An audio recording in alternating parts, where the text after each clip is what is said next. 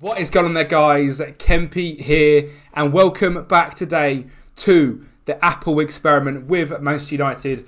Part 1 will be linked up there and also in the comments down below. So if you haven't seen part 1, we simulated the first 5 years of this save. Today, we've gone zooming into the future, 50 years down the line. How did the Apple experiment work for Manchester United, and did it pay off? If you are brand new to the channel, make sure to like this video, subscribe so you do not miss out on any future content. Without further ado, let's get into it and see what happened when Apple brought Man United. So we are now 10 years into the future. The year is 2032, and everyone's question on their lips is, how are Man United doing in the Barclays Premier League?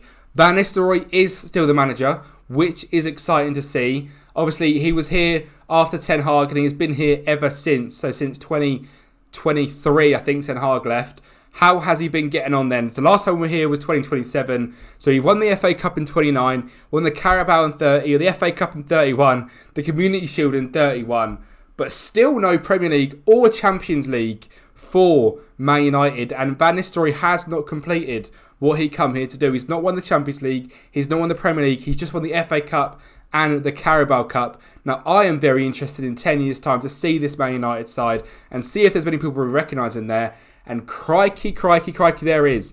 Diogo Costa is still in goal for Man United. This is annoying. Raul Rolters, the Arsenal right back, isn't at right back. Scalvini and Gvardiol are still here. Corbin Hersey, is he a regen? He is a regen at left back.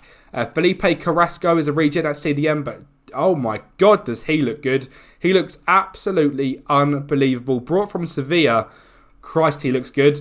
Jude Bellingham and Pedri in midfield. That's an absolute dream. With a front three of Yerry Pino, Rafael Leao is still here, and Mikel Iriarte, who is another unbelievable regen that has come through.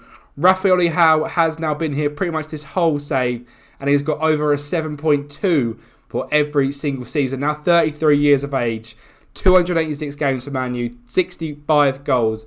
It's fair to say the Rafael Leao purchase was a good one from Manchester United. Anyone else here that we do recognise? None of the massive youngsters have come through. Rashford is still at the club.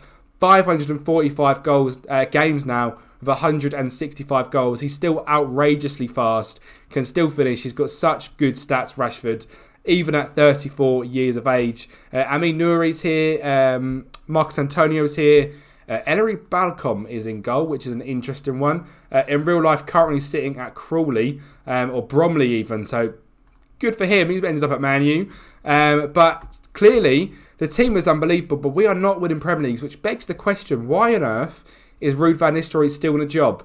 So we had this massive spell of Man City dominance, but that seems to have ended recently, with Arsenal winning in 27-28, Liverpool winning in 8-9, City winning in 29-30, Liverpool in 30-31, and Arsenal in 31-32. This is probably the last time we can check this as well, but who has won the Football of the Year? Obviously, after this, is probably going to be ahead of a lot of regens. We're going to go forward 20, 30 and then 50 years down the line. That is coming up, so make sure to stay tuned. Since then, it's been Haaland that has won it with Mbappe and Kimmich. Mbappe won it in 29 with Foden and Haaland. Mbappe won it in 30 with Haaland in second and Florian Wirtz at Liverpool, which is a cool one. And then Haaland winning it again. Mbappe and Gavi come in third. Haaland now for Man City, 354 games, 179 goals, which, to be fair, what you might have expected from the beta, that is not an unbelievable record. There's a goal pretty much every other game. In the beta, that would have been 354 games, 729 goals. So Haaland's not been as dominant at City recently. He's got an unbelievable record for Norway, however. 103 games, 93 goals. It's ridiculous. Let's have a look at the World Cup as well, just as a quick one. The holders are England, and we have won it back-to-back, 2026, 2030. That is cool to see. Next up, the hosts are China, which is awesome. But we're here for Man United, and we are here now to go all the way to 2042, 20 years in the future. What happened with the Apple deal? Are we still not... have we still not won a Premier League, basically? Because I'll be absolutely fuming. The year is 2042, and we are here to check on Manchester United.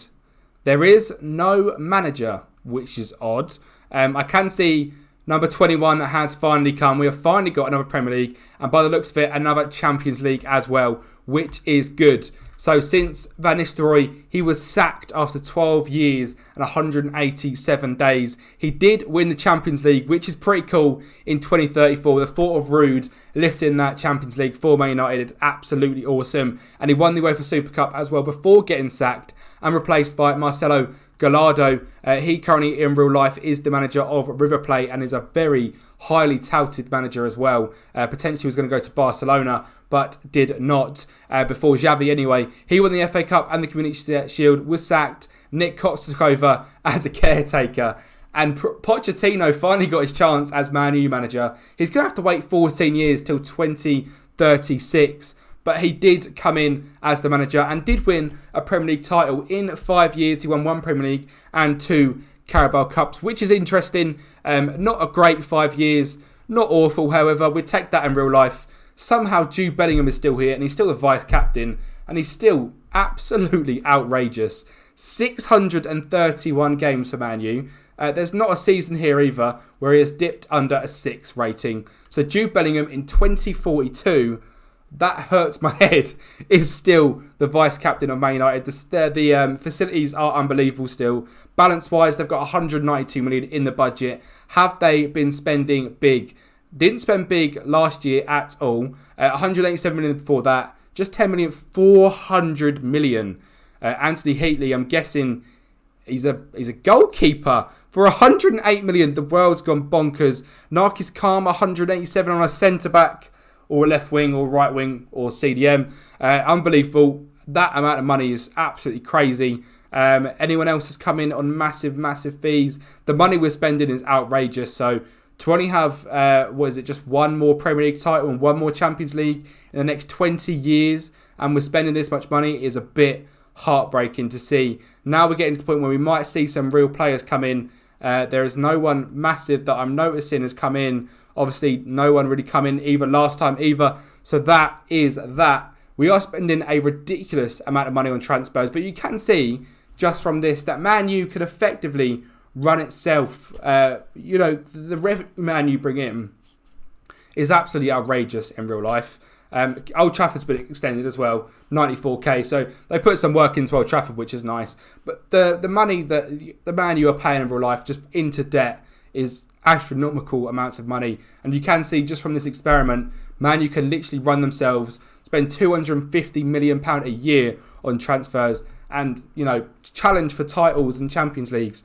We just need to clear that debt. We need good owners, and Apple seem to have been decent owners to us. In the last 10 years, Liverpool have won another title as well as City. Tottenham having 3 years of dominance is odd to see. Liverpool, Man City, Arsenal.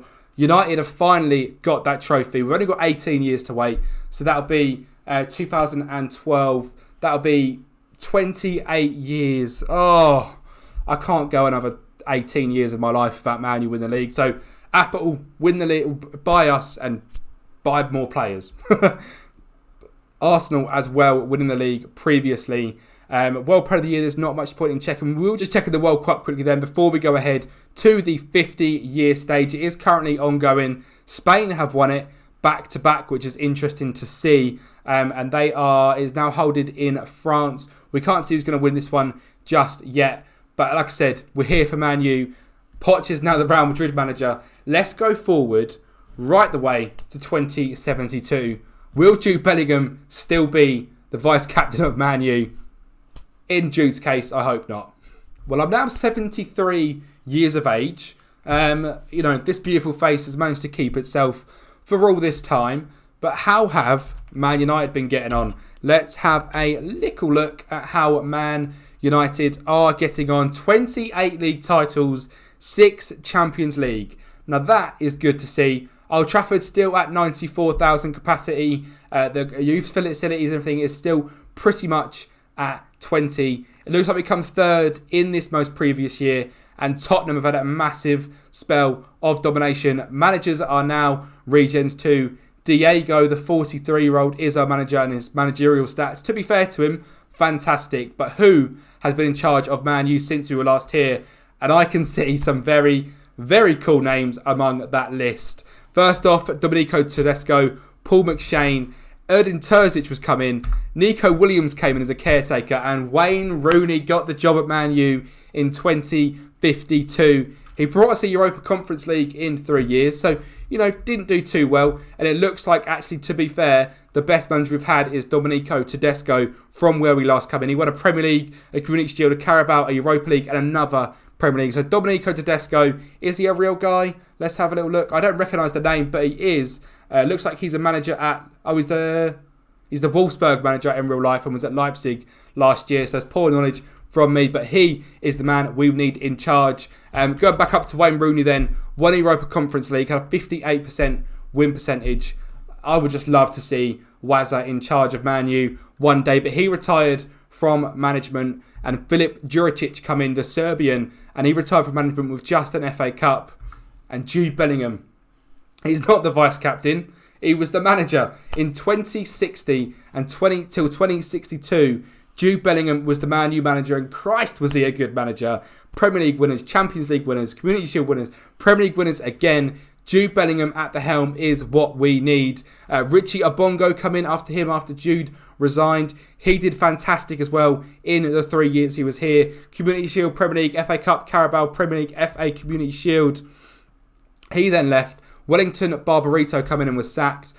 John Robinson come in and left the manager role. And Diego's come in and won a Champions League, a Super Cup and the FA Cup. So it looks like we have made a lot of trophies recently, and we had a real spell of dominance. Yeah, we did indeed. Look, we had 4 years in a row, 60, 61, 62, 63. The 60s, the swinging 60s, are Man U's year. We also won it in 65 after Liverpool wrestled it back from us. But that is good to see. There is hope that in the future, Man U will one day be back to the top.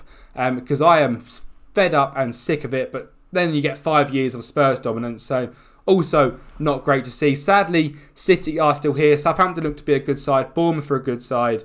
But there has been no one really odd that has won the Premier League. Spurs is quite odd to win some trophies. They went through a 9-year period of winning the league in a row. Tottenham seem to be a really good side, probably due to the money of that brand new stadium. So fair play to Spurs. World Cup wise, just the last thing we are going to check is how have England got on. Ireland won it. What the hell? The last one we looked at was when Spain went back to back. Switzerland won it in the middle before Spain winning it again. Ireland won it in 2050, France 2054, England 2058, France 2062, England 2066, Spain in 2070. So the world's gone mental. We're probably flying around on flying cars and we've got jetpacks, but Man U are still a dominant force in the Premier League. We've had a decent spell, 28 Premier League 20 titles, so that is good to see. And that is it. We have gone 50 years into the future. Apple brought Man U and brought us back to glory. If you guys would be happy for this, make sure to comment down below. Would you be happy with that 50 years with brand new owners? The Glazers are finally gone and we win 8 Premier League titles, 3 more Champions Leagues.